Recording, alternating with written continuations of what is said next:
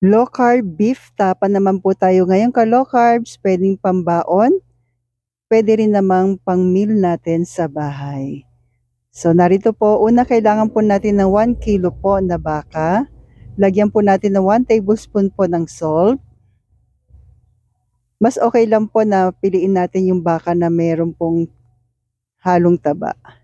Then paminta, golden monk fruit po, 1/3 cup. Ito yung pamalit natin sa asukal na pula.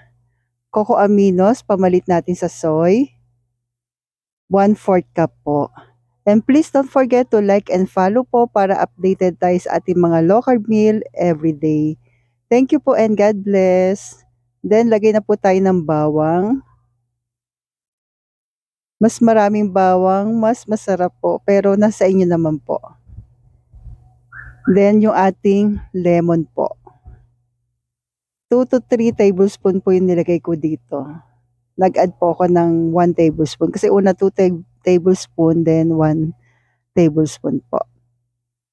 Then haluin na po natin at i-marinate po natin. Mas okay kung magdamag po ka-low carbs.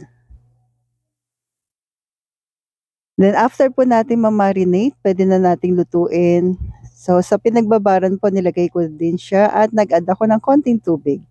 Pakuluin lang po natin para mas lumambot po yung ating baka. Then hayaan natin siyang matuyo at maluto po sa sarili niyang mantika po. So enjoy! Stay healthy, stay low carb po. Pinang-partner ko po dito ay ang aking sunny side up na egg. Pamalit ko po sa rice. So nawa po ay makatulong at thank you po.